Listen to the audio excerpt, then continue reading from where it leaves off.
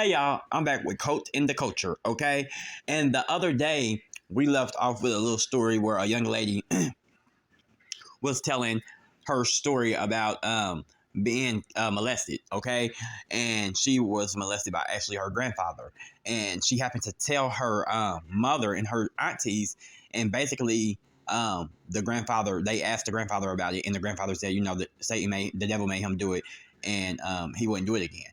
But even after that, they kept taking her over there and never asked her again, so it kept happening. So I brought this story back tonight.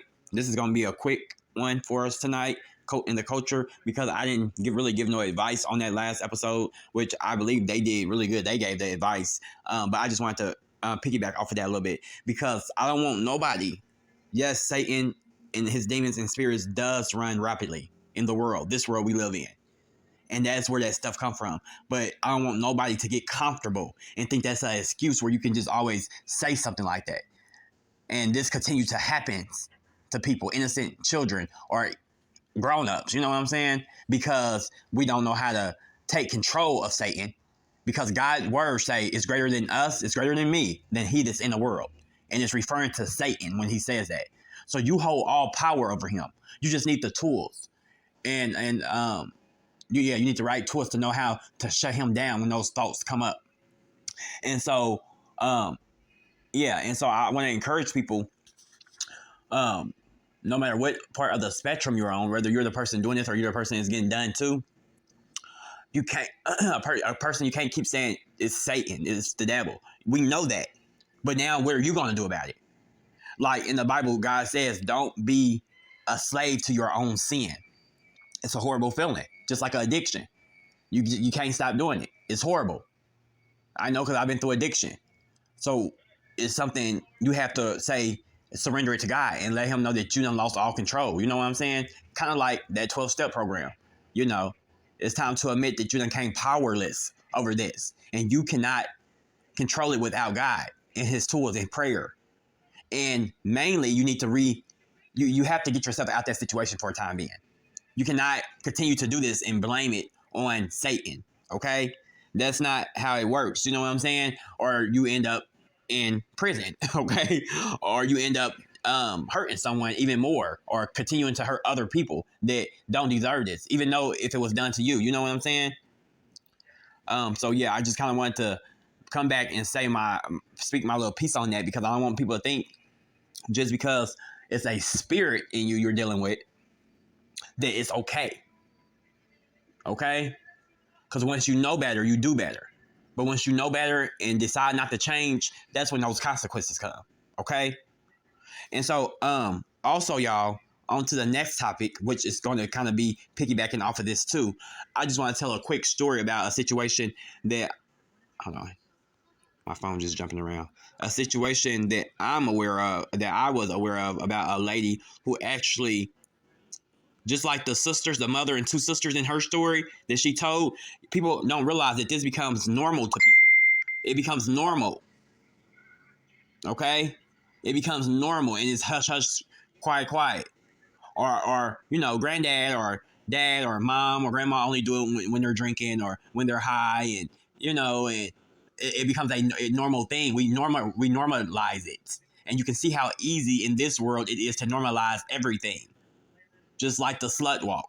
You know what I'm saying? So it's okay just to be a slut now. You know what I'm saying? I'm not downing them. And I'm not saying, I'm not putting nobody down. I'm not judging nobody. I'm just using it as an example.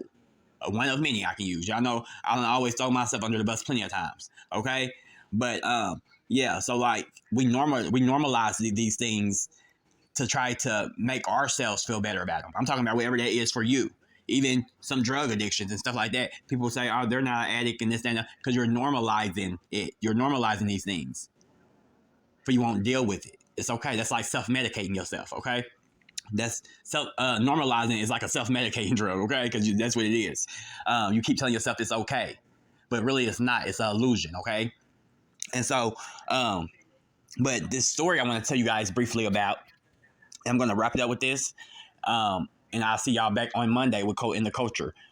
We should have very soon we'll be getting back to having two little stories in one, okay? But bear with me, okay? I'm one person.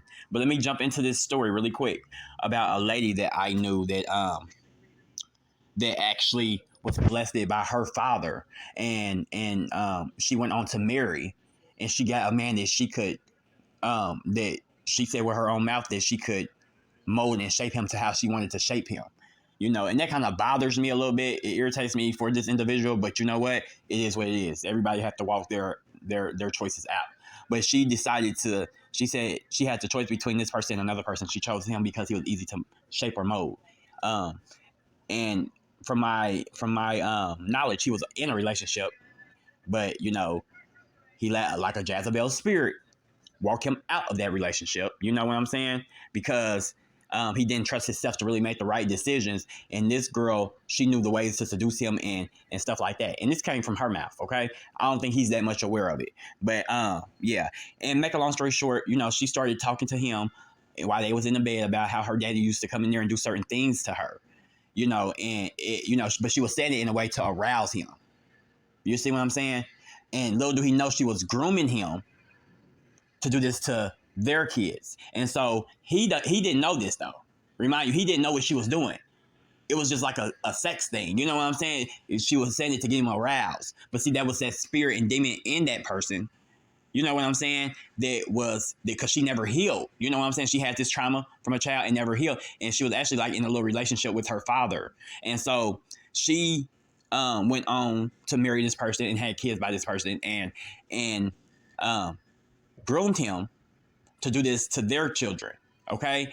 But he doesn't know she was doing this. You know how a woman can outsmart a man? That's what she did. And she was a little older than him as well.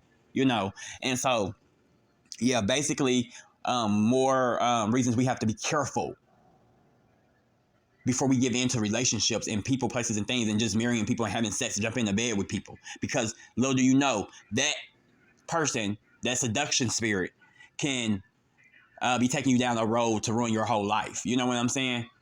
God forbid that happens. You know what I'm saying? Because now she got you in this mode to do all this stuff to repeat what happened to her. And then she was one of those people, she had like two faces. She'll do something like this, put this in motion, and then she'll act like he's crazy or he like kids and this, that, and the other. But girl, you knew the whole time what you were doing, just craziness. And that's that double-minded spirit. You know what I'm saying? Jezebel, double-minded spirit. And we have to be careful when we're dealing with just people that haven't done the work and healed. It's important, y'all. I know it sounds cliche, but you don't know what's in that person's bloodline. You don't know what you're mixing when you're just having sex with people, especially without protection. And then y'all have kids, and then you look up, by the time y'all have kids, you're seeing all this stuff that's in these kids that happened to maybe you when you was a child, or that person when they was a child, or you seeing evil ways. You know what I'm saying? That's why a lot of women and men can't stand their either baby mother or their baby. I mean, they can't stand that child who resemble that other parent so much. For a lot of cases, not all cases, but I'm just saying some cases. How I think women had that more worse than anything. They can't stand a little boy look just like their daddy. That's because it was never really meant. It was never really meant. It wasn't. You know what I'm saying? As much as we like to say kids ain't accidents and stuff like that, let's be realistic, okay? All these kids don't be playing. You know what I'm saying? Some do and some don't. Either way, was it a God idea or was it your good idea that you thought it was? And now you're dealing with the consequences on an everyday basis. But anyhow, I just wanted to make y'all aware of some tactics and some ways that I'm even familiar with from personal experiences with people, that this stuff is real. And not to put them down, it's just God wants them to become aware and not be a slave to sex, to sin, to these desires. It drains you and it keeps you away from growing with Him spiritually. And we'll get into that another day, okay? But yeah, in the Bible it says sins keeps us away from God. You know what I'm saying? Because He can't mix with it. Once again, that's why Jesus had to be born into a pure body. That's why. And that's why He was able to do the 40 days and 40 nights. That's why He was able to do all the supernatural things. You know what I'm saying? Because He was born into a pure body of no sin. So that should speak volumes right there. Why do you think God wanted Him to be born in a virgin? Because she hadn't had all that toxicity up in her. You know what I'm saying? She was pure. And so, yeah, it's people just be thinking like sex is innocent and this, that, and the other. Be careful, okay? Because I don't want to get too religious or too with rules or none of that, because I'm trying to meet people where they at, and then they gotta do the rest, okay? Love him and then love y'all. I mean, goodness gracious. Love him and then love you, okay? Have a great night. Have a blessed night. See you Monday.